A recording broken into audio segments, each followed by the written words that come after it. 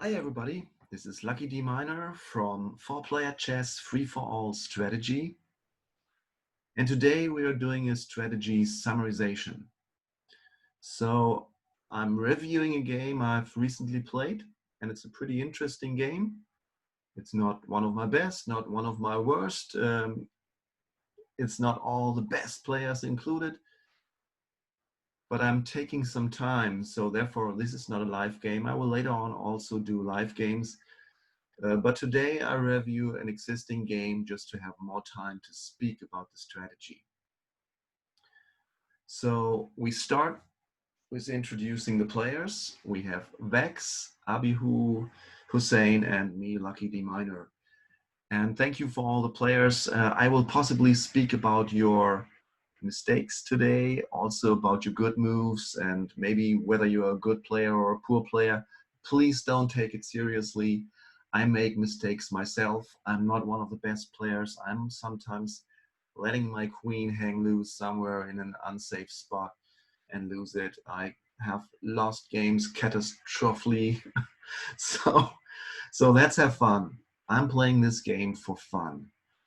I'm not like a serious grandmaster, chess champion, or chess trainer or teacher, but I'm not too bad too.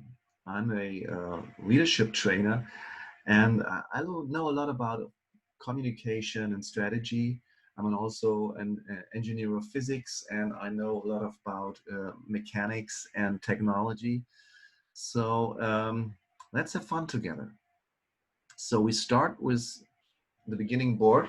And the first thing I always do when a new game starts is I watch quickly who are my opponents and what rank do they have. So Vex is a beginner player. Players start with 1500 points. If they lose from there, they go below 1500 points. If they win a little, they go a little higher than 1500 points. Abihu is a pretty good player from the ranking, pretty close to my own ranking. And so he's the strongest player in the game besides me. And then there's Hussein to my left, 1600 points, a little better than Vex. So why do I look at these numbers before I play? Because players play differently. So of course, weak players make more mistakes. At least you can expect it. But I've also already lost against weak players, so no guarantees.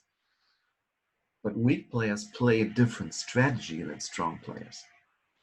For example, strong players would never exchange material with you for no reason because two players lose and the other players are happy about that. So exchanging material is a sign of poor players. Also, poor players sometimes do not watch their king safety. And king safety is very important in this game. Also, poor players do not team up. Oh, by the way, we are in free for all. Aren't teams not allowed? Well, it's not allowed to use the chat to create a team or to invite a friend to play together and be a team in free for all. But of course, you join forces once in a while. And before the end of the game, you have to betray this team and then win for yourself. But it's a myth that there are no teams in free for all. So poor players do not use this strategy. So they just play for themselves. They attack everybody. They are being attacked by everybody else and they lose. So if you're smart, you're not attacking everybody in the beginning. So be aware that poor players may just attack you even though it's not appropriate. Okay. And then there are, of course, strong players, and you have to watch them because they may be pretty dangerous in the end for winning the game.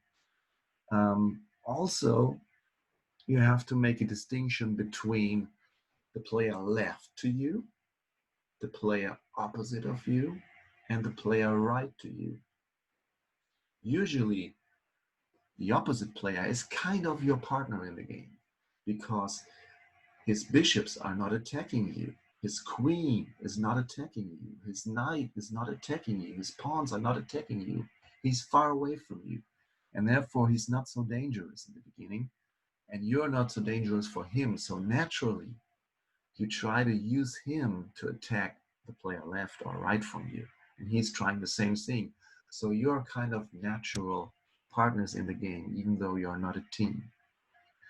The player left to you is pretty dangerous for you, because when the player left from you attacks you, there's still the next player and then the next player who's doing the move. And before you even answer the attack, you're dead. Or other players have attacked you too, and you can only answer one attack and not many attacks at the same time. So that's why the player left to you is pretty dangerous. The player right to you is not so dangerous, because when he attacks you, you can immediately respond. So that's important to know. Also, when you attack, you may more easily attack to the right, out of the same reasons like I said before. When you attack the left player, he immediately reacts, maybe with a counter attack, and then the other players have a time to attack you too. So be careful when you attack the left player, be more aggressive when you attack the right player. So that's the general setup. And to me in this game, since the strongest player is to my right, I love that situation. It's better for me. So, and then the game starts, and I will not communicate, I will not comment on every move, but I will comment on many moves and give many strategic insights here. So the first player opens with the pawn next to the right side, and that's pretty often the case. Especially good players. Poor players do not do that so often, but good players, they often open with this pawn because they can attack with their bishop to the right side. And that's pretty smart, and they do not open up their king unnecessarily. I do my next move, and I love to open with the queen's pawn because I want to promote it to another queen. And especially when I have the blue color and I'm having the second move, I like to take a chance on that. My king gets open, but it only gets open to the right side. And that's not too bad, because if I can respond if I am attacked.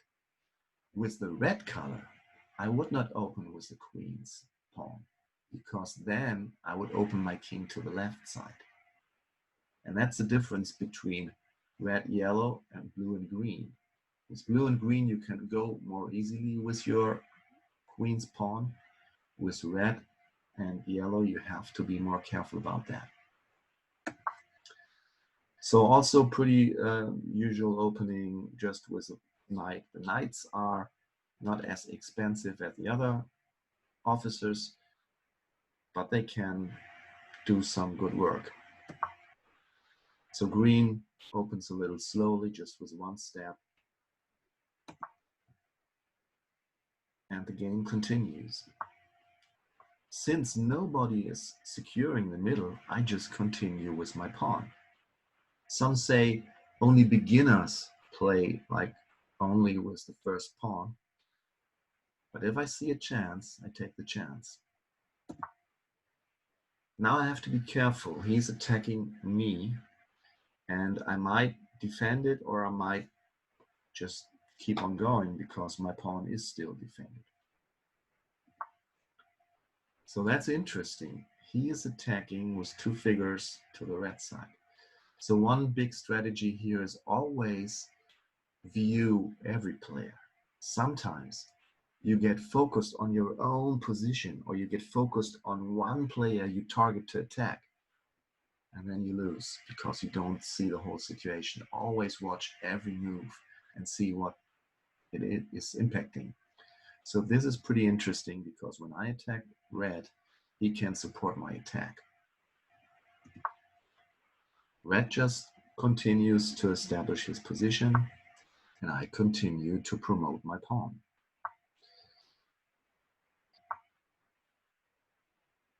That's interesting. This may be even a small mistake because now red can attack him. The pawns, the rooks in the corners are oftentimes targets to bishop attacks. And here red could attack him and he could not protect him. But red doesn't do. Red prefers to castle. Maybe red thinks it's security. Well, I'm not so sure about castling in this game, especially early castling. Whenever you do early castling, you're easily attacked in that corner, much more than in a standard two-player chess. Because in this case, this knight can attack the corner. This pawn can attack the corner. Of course, also this bishop can come back and attack the corner. So the king is cornered in the corner, and I don't like that too much. So I do not castle so early. I still want my queen, you know. Okay, he's doing the same thing. Looks like yellow is a little bit like mirroring the red player. And sometimes weaker players are trying to do that. They try to just copy what the good players are doing. And here you see the attack already. And so what can red now do? If he takes back, he opens up his king position. If he moves forward, he loses his pawn.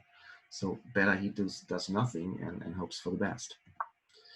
And he's doing the pawn on the other side. And that's also a good move in many places where you just try to block the right opponent to attack you by moving this pawn up. And see, I got my queen. Lucky me.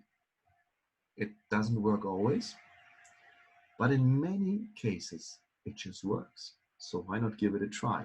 And the good thing is, I did not open my king's position too much. I did not attack anybody.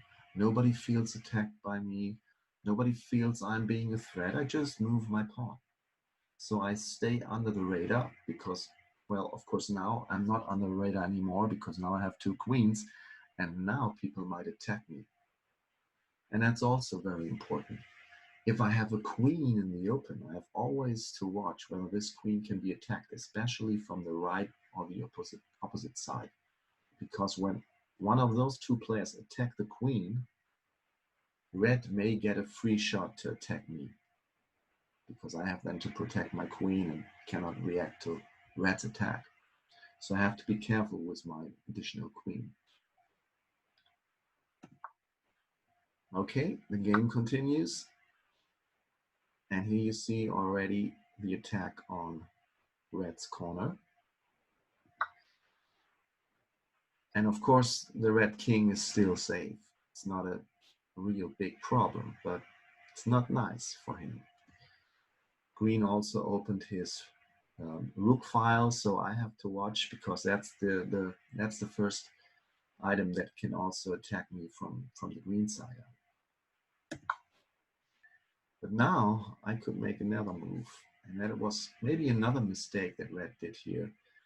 He took with this pawn instead of that pawn and opened his king to an attack from his left side, and that's pretty dangerous, as I said, because now green has a free shot. Even though the knight is protected, red cannot react because he has to first move his king. So in this moment, basically, green and blue are teaming because it's good for him, it's good for me. And it's not so good for red, so he may be angry, but it's not irregular team game, it's just good strategy. Okay, yellow's not doing much, and here the things come. So now I just continue to establish my position like yellow does, and green continues to attack, and it's pretty painful for red, as you can see. I close up the position to the right side. I just want to let green and red fight. I don't want to get into the fight deeper now. Okay, yellow's making a mistake, attacking the pawn, which is defended. Okay. And now green has to pull back his bishop, of course.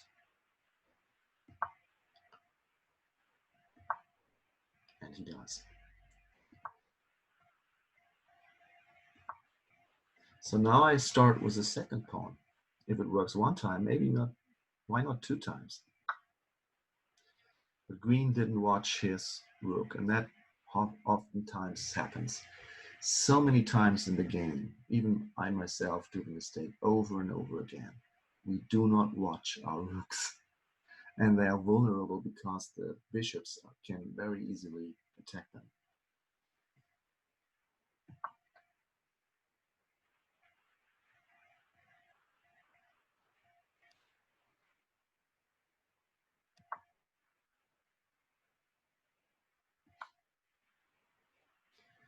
And what's happening here? Am I making a mistake? I'm attacking his king.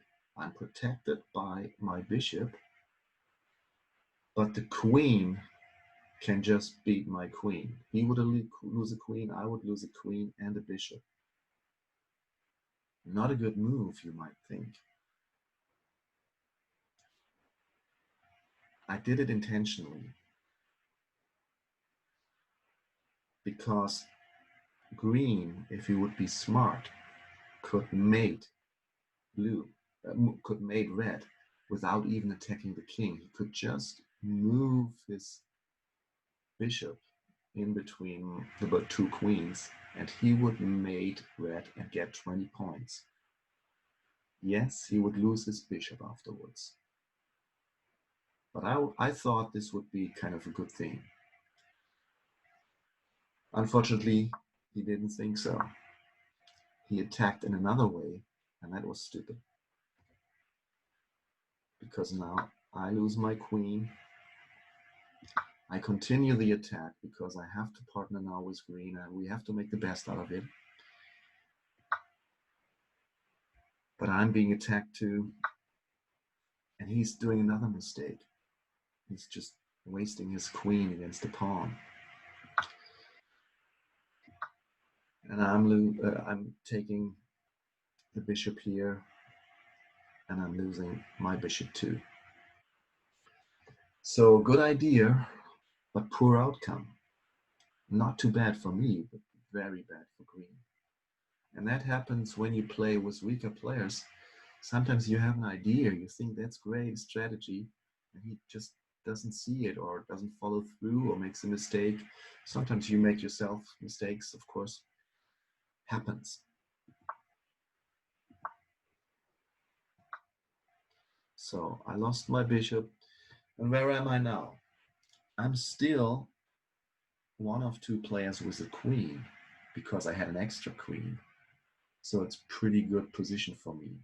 The strongest player next to me is already very much weakened, and only yellow is pretty dangerous and strong, but he didn't do much so far, so I'm still pretty confident. Sometimes players quit early when they lose a queen, but it's not a drama to lose a queen. You have still many possibilities to win. And I can still do the same attacks on the red king. And now yellow and green is fighting too. I love that because when they are fighting, they lose material and I don't. So I have a better chance in the end to win.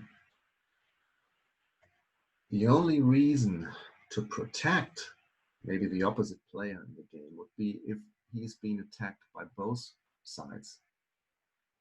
And I don't want him to quit too early. I don't want him to lose too early because then I'm alone against 2 players and I don't want that.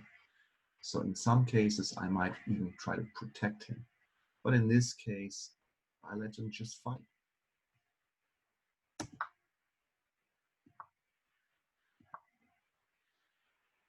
I attack the yellow rook, but I would never beat it. if there's not a big reason for that, because I would lose a bishop, he would lose a rook, but we both would lose, and red and green would be happy. So no danger for the rook in the moment.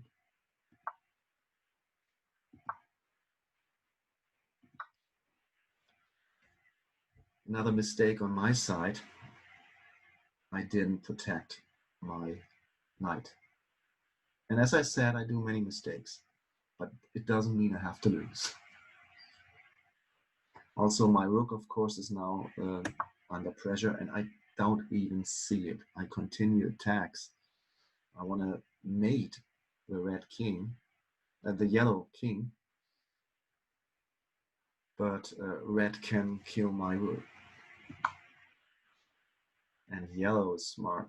He attacks my king. I didn't watch my king safety, and that's a capital mistake, because now green and red can beat on me without me defending. Luckily, the yellow rook gets killed by green, and I'm safe from that. Sometimes that helps. But still I lose my rook. But I made yellow. And that's of course a good thing, because now I have 34 points, which is more than red, more than green, and yellow is dead anyway. So my chances to win have increased drastically. Also, since now this side is empty, I can push possibly this pawn and get another queen. Of course, this field is blocked still.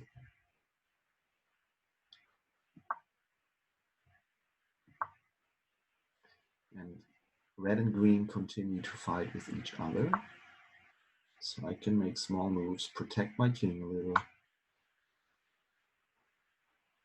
And green makes another mistake. Sometimes the rooks, the bishops are hidden in the corners and you don't see them anymore.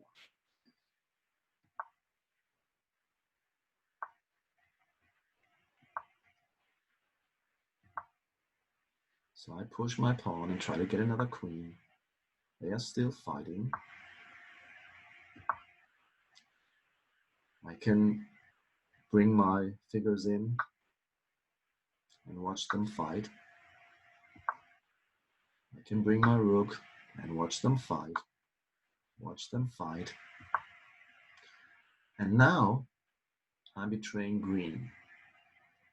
So like so far, I have been kind of a team with green. But now red attacked green. I'm strong enough with the single queen on the field to possibly win against both. And I just choose to support the red attack, even though up to now, green was kind of my partner. That's not nice for green, and sometimes players get really angry about it, but that's strategy of the game.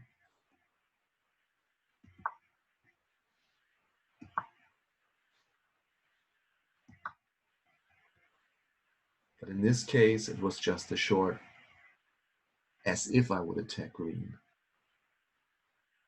But since red didn't protect his pawn anymore, I just took that one again. So wavering from aggression against one and the other player is pretty dangerous. Sometimes in the end game, it seems like I am the strongest player. I have the only queen on the board. But when I attack green and I attack red, they may decide to join forces and both attack me. And even if I have a single queen on the board, they may kill me just because they are two and I'm only one. So you have to be very careful with this wavering, who's my friend, who's my enemy attitude. So my pawn gets killed, but I can continue to attack red. And luckily, green is still supporting my attack on red and not being angry with me, because I was kind of shortly attacking him. So everything runs in my favor. Green makes another mistake and loses his knight.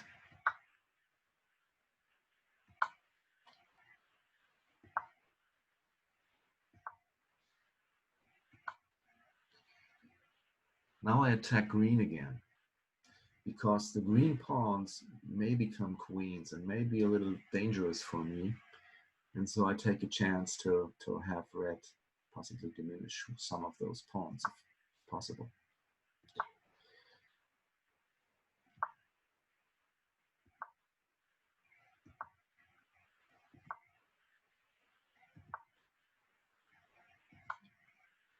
And luckily, red supports the attack on green.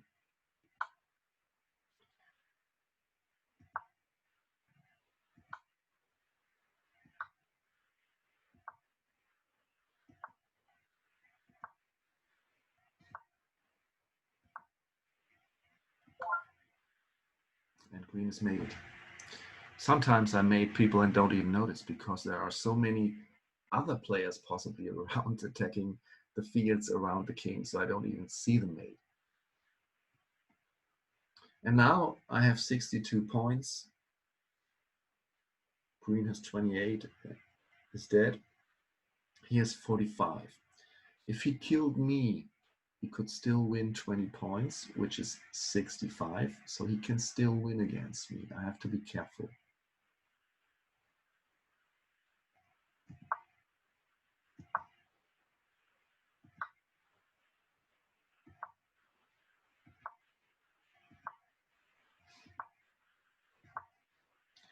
But of course, if everything runs well, I should just mate him with time.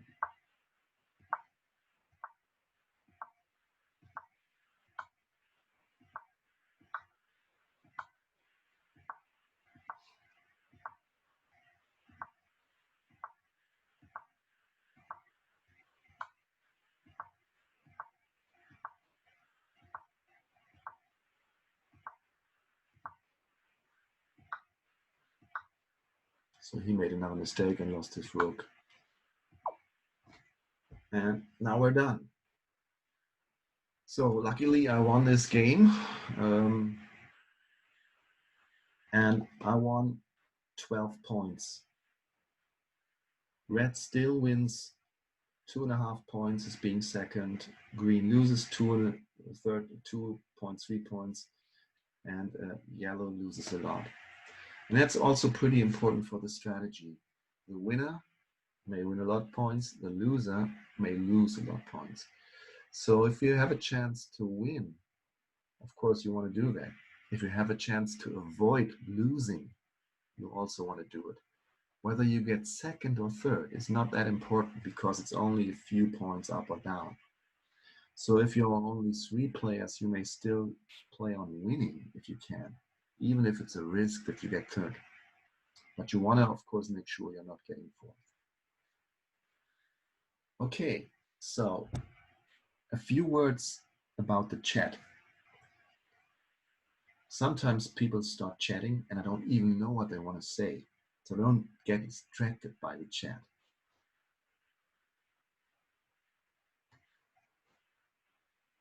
I told Green that he could have mated him just to get my anger out, but it didn't matter anything.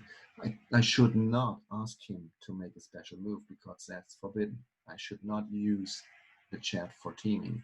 But after a situation is finished, I can talk about my opinion about it. Anyway, red is asking whether green and blue are a team. Having so many points, he should knows about the strategy, so he should know how this works. But of course, sometimes you just accuse the others to be a team so that they do not join forces anymore, or that they change their strategy, or that you possibly hope that green would fight with you together against blue or something. Anyway, we're not in the wrong format. We were just doing a good play, especially I was doing a good play in this case. And I was lucky that green was helping me with that. And in the end, green calls me a traitor because I started to attack him. But yeah, that's free for all. That's part of the game. You play together as long as it's helpful for both. And some player will be the first to betray that at some point when it's better for him. So I said we were no team, but it was good for both of us to join forces for a while. That is part of the strategy in Free for All. So thank you for watching. I went over a few things. In the future, I will do some live games. I will also highlight some special strategy topics. But for now, that's it for today. Please join me again on 4-player chess free for all strategy, and see you later.